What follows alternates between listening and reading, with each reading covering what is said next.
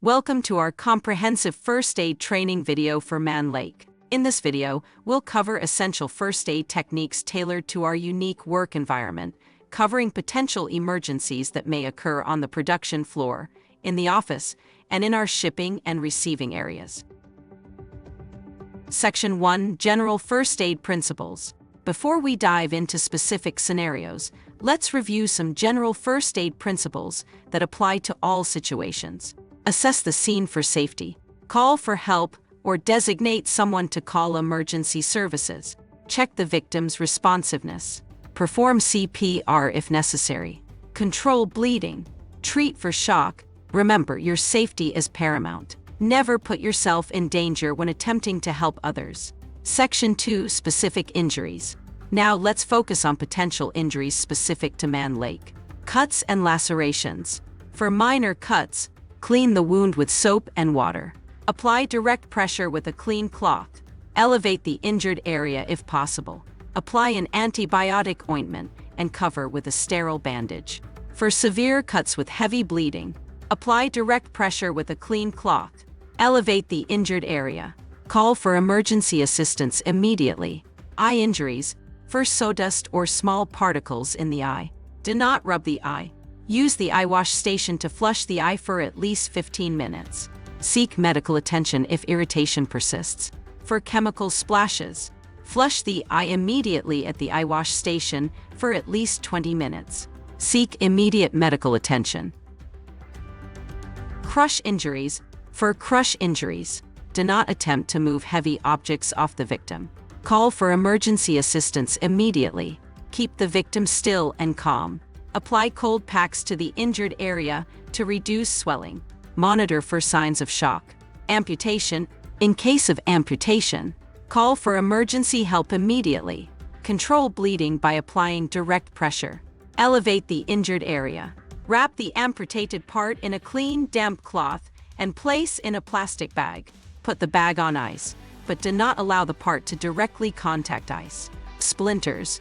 For splinters, clean the area with soap and water. Use sterilized tweezers to gently remove the splinter. If the splinter is deep or difficult to remove, seek medical attention. After removal, clean the area again and apply antibiotic ointment. Section 3: Office-specific emergencies. Slip and fall injuries. For slip and fall injuries, assess the victim for responsiveness. Check for visible injuries. Do not move the victim if you suspect head, neck, or back injuries.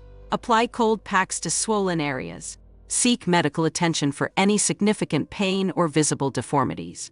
3. Point to cardiac emergencies. For suspected heart attacks or cardiac arrest, call for emergency help immediately.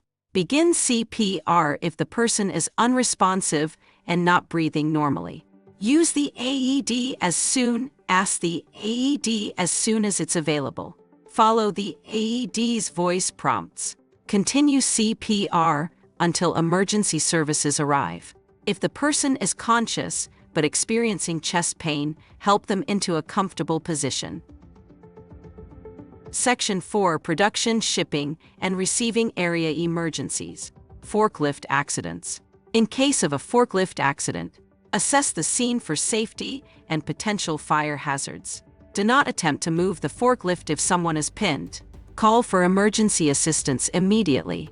If safe to do so, turn off the forklift's engine. Provide first aid to any injured persons, focusing on controlling bleeding and treating for shock. 4. Point to back injuries from lifting. For suspected back injuries, encourage the person to remain still.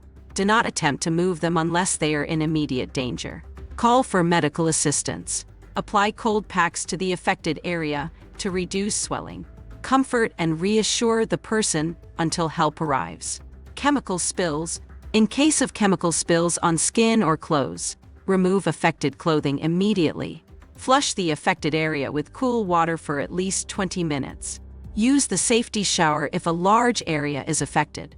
For eye exposure, use the eye wash station for at least 20 minutes. Do not apply any neutralizing agents or ointments. Seek medical attention immediately. For large chemical spills in the area, evacuate the area immediately. Alert supervisors and initiate spill response procedures. Do not attempt to clean up the spill unless you are trained and equipped to do so. General workplace emergencies. Burns.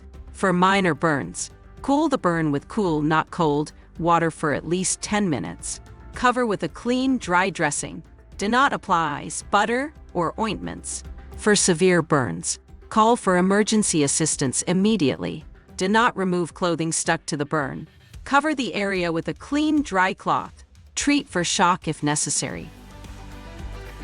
Allergic reactions. Call for emergency help immediately. Help the person use their EpiPen if available. Lay the person flat and elevate their legs. Monitor their breathing and perform CPR if necessary.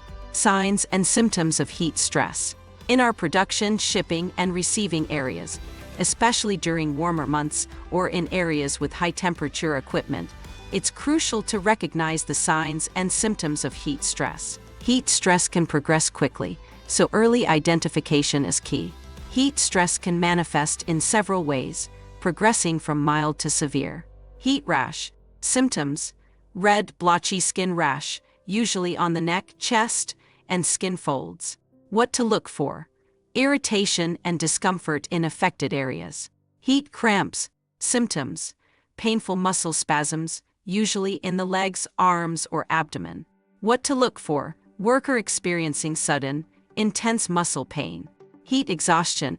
Symptoms: heavy sweating, cool, pale, clammy skin fast, weak pulse, nausea or vomiting, muscle cramps, tiredness or weakness, dizziness, headache, fainting. What to look for: worker looking pale, acting confused or disoriented. Heat stroke, most severe, medical emergency. Symptoms: high body temperature, 103 Fahrenheit or higher, hot, red, dry, or damp, skin fast, strong pulse, headache, dizziness, nausea, confusion, losing consciousness. What to look for: worker stops sweating, appears confused or delirious. Narrator.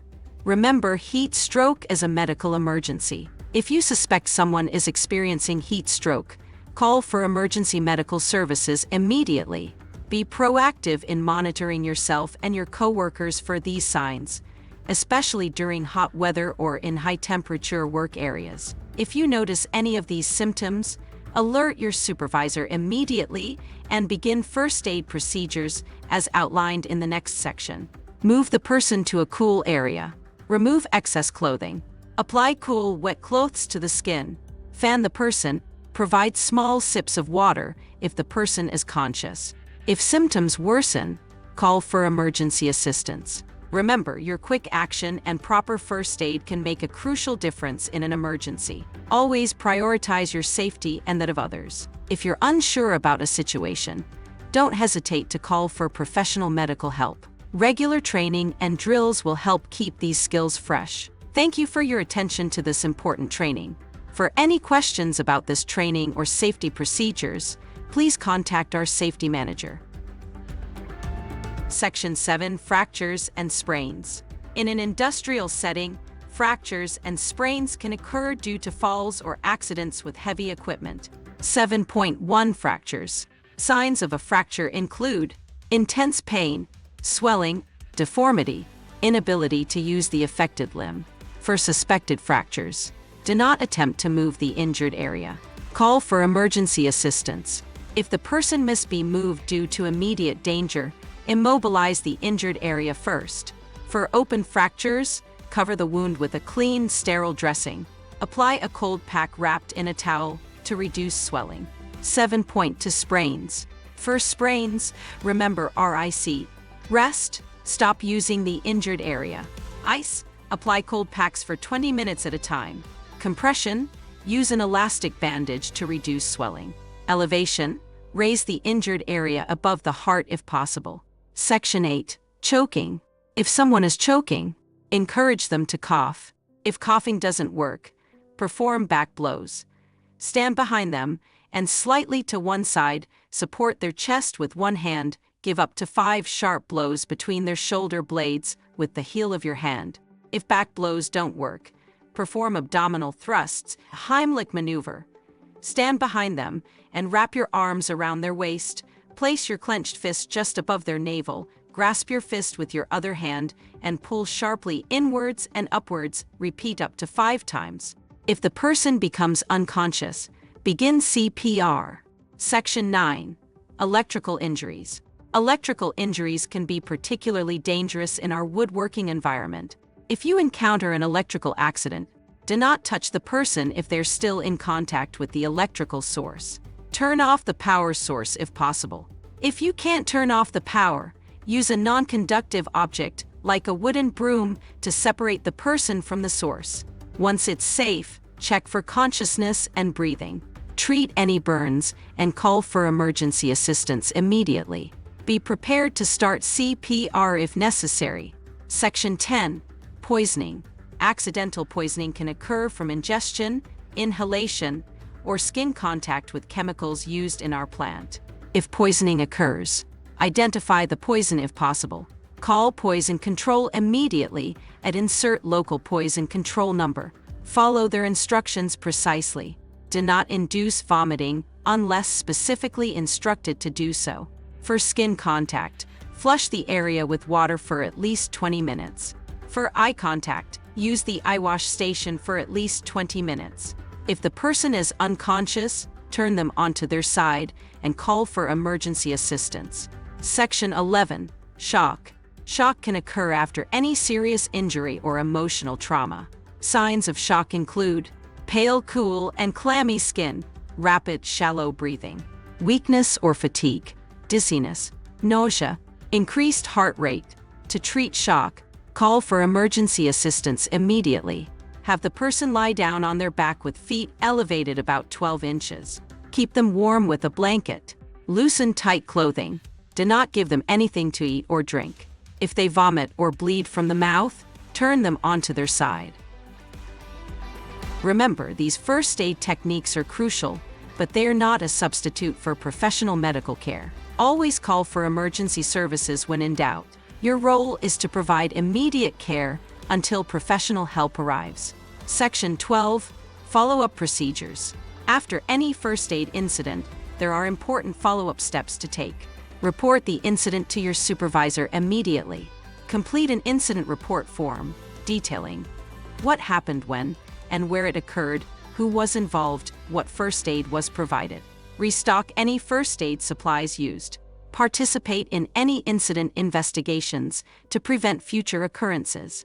Attend any additional training or safety meetings related to the incident. Section 13.